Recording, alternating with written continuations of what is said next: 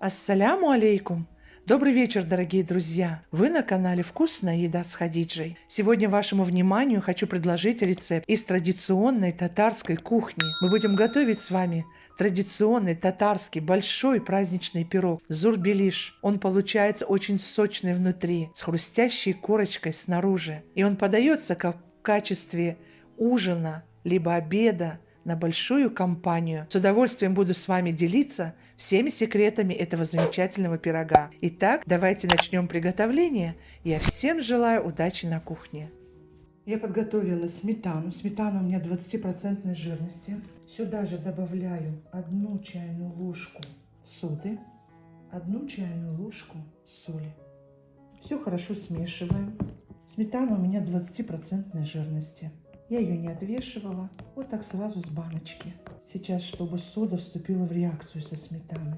Можете пополам сметана или кефир домашний. Очень хорошо тоже получается тесто.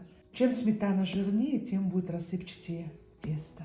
Поэтому 20 и 25% лучше брать жирности.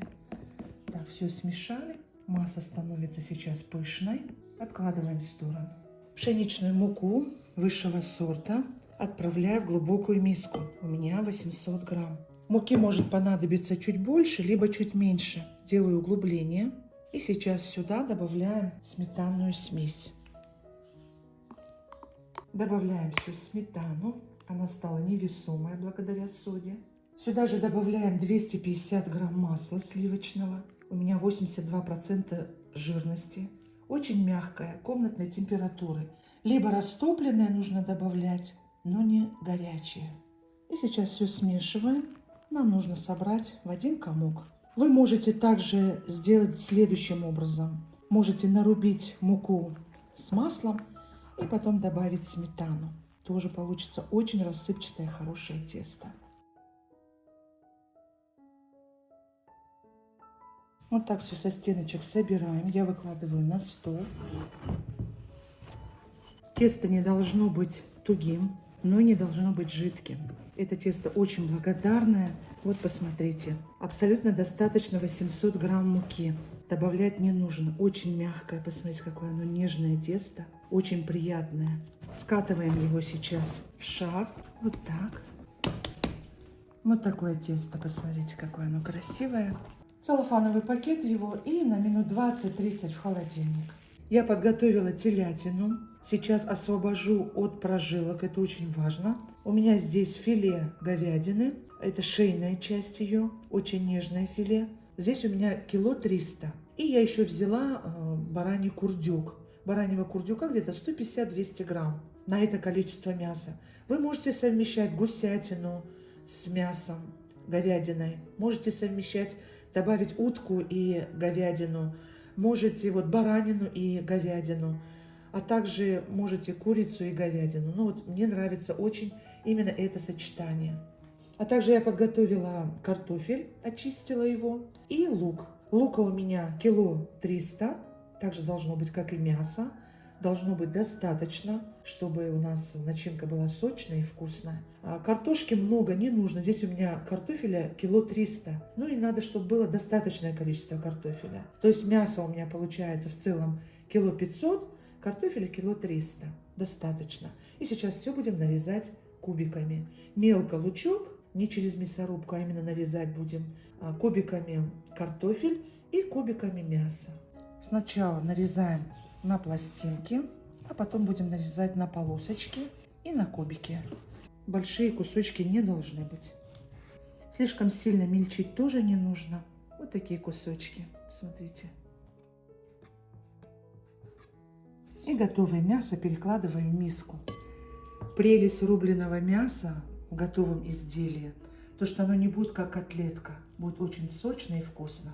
Вот такие кусочки, нежные и небольшие. Как раз пока тесто у нас отдыхает в холодильнике, мы вот так нарезаем мясо. Посмотрите, какие кусочки, мелкие, нежные очень. И сюда же добавляем бараний курдюк. Вот такие кусочки тоже. Потом все будем смешивать. А сейчас нарезаем лук и картофель. Картошечку тоже нарезали вот такими кубиками. Вот посмотрите, как нарезана картошечка у нас. И сюда же мелко нарезанный лучок. И сейчас будем добавлять приправы. 1,5 чайной ложки у меня соли и 1,5 чайной ложки 4 перца молотые. Традиционно добавляют соль и перец. Я добавлю еще немножко дзиры. Очень люблю этот вкус начинки мясной. Добавляем все сюда. И все хорошенько смешиваем. Вот такая красота у нас тут получилась. Посмотрите, пирог будет огромный, отменный. И сейчас я отправлю на минут 30 в холодильник, чтобы специи немножко раскрылись. Итак, подготовила форму. Форма у меня 38 сантиметров в диаметре. Смазала растительным маслом. Высота 4 сантиметра. Сильно высокие бортики брать не нужно, для того, чтобы нам сформировать пирог красивым. И, конечно же, я сверху присыпаю манкой. Форму одеваю в одежку, чтобы красиво было и пропеклось, и была хорошая корочка. Тесто прекрасно стабилизировалось, и сейчас мы его делим на неравные две части. Это будет у нас основание. Скатываем, чтобы удобно было потом скатать. Это у нас будет основание. И здесь это у нас будет верх, крышечка. Формировать будем красивый пирог. Подпыляю рабочую поверхность мукой. И сейчас нам нужно раскатать не очень тонкий пласт. Я буду примерять формой. Если вам сложно раскатывать, тесто немножко липнет, раскатывайте на пергаментной бумаге. Вот посмотрите, вот такая должна быть толщина. Где-то 2 мм, 3 мм. Примеряем форму. Вот так. И сейчас выкладываем сверху. Должны быть бортики. Накидываю на скалку аккуратно. И теперь выкладываем аккуратно сверху. Немножко теста вот так припускаем, чтобы оно село. И сейчас выкладываем начинку. Она уже даже пустила сок. Очень вкусно и ароматно пахнет. Начинки, как вы видите, у нас много. Пирог получается праздничный, большой, красивый. Накормить можно целую компанию. Такой пирог заменяет и обед, и ужин. Кстати, у меня на канале есть очень много пирогов национальной кухни с тонким тестом. Есть очень вкусный пирог праздничный, лезгинский цкен. Я оставлю ссылочку под видео в описании. Посмотрите, пожалуйста. Вот так мы сформировали. И сейчас подворачиваем. И вот так делаем защип. И собираем вот такой юбочкой красивой. Делаем вот такие защипы. Стараемся, чтобы край не касался начинки, так как нам нужно будет скреплять крышечку еще сверху. Вот так. И сейчас мы вот эти защипы делаем более фигурными. Вот так делаем защипы. Очень будет красиво смотреться.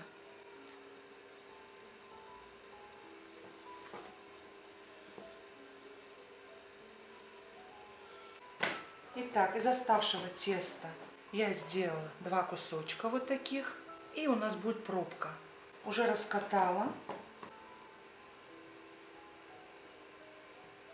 Вот так выкладываем сверху. И сейчас поднимаем края. И нам нужно закрепить хорошенько.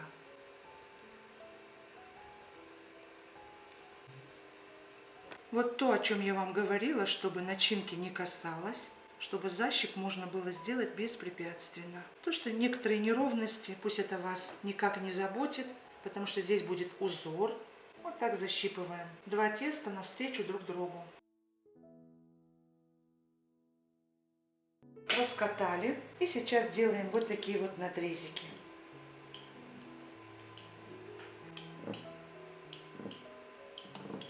Выкладываем поверх пирога. Поверх смазываю растопленным сливочным маслом. Совсем чуть-чуть. Слегка совсем смазываем, чтобы тесто сверху получилось слоистым, пирог получился. И выкладываем сверху. И сейчас нам нужно все подровнять красиво и сформировать цветок. Немножко, конечно, это занимает время, но на самом-то деле, когда вы закончите этот пирог и ваши гости усядутся за праздничный стол, они будут просто восхищены вашим шедевром. Татарки вообще искусницы и волшебницы. И мы сейчас будем стараться сделать красивый цветок, как это делают они. Теперь мы, видите, у нас вот тут такая красота. И сейчас мы сжимаем, чтобы у нас получился красивый цветок. Он очень красиво запечется и будет очень оригинально. И сейчас, как мы с вами делаем вареники, сейчас мы вот этот краешек вот так красиво защипываем, чтобы у нас был красивый фигурный край. Тесто, как пластилин, оно очень нежное, легко защипывается. Поэтому вот так пальчиками и перекручиваем. Можете любые рисунки сделать из теста. Листочки, цветочки, треугольнички. Какие вам нравятся фигурки? На вкус и цвет, как говорится, товарищей нет, поэтому здесь ваша фантазия. Посмотрите, как уже красиво. Посерединке делаем углубление обязательно, чтобы пирог от пара не порвался. Вот такое хорошее углубление делаем. И традиционно татарский пирог закрывается вот такой пробкой. Вот так устанавливаем. Еще небольшие вот такие вот фигурочки мы еще сделаем и здесь. Я вам говорю, вы можете, как вам нравится. Вы каждый раз будете по-новому придумывать для себя форму этого пирога. Мы его ничем не смазываем. Сейчас мы его отправляем в духовку на 180 градусов. Включаем вверх-вниз. Устанавливать я буду его вниз в духовке. И выпекать будем 25 минут. Надо, чтобы пирог сначала схватился, а потом уже будем допекать еще большее время. Отправляем в духовку.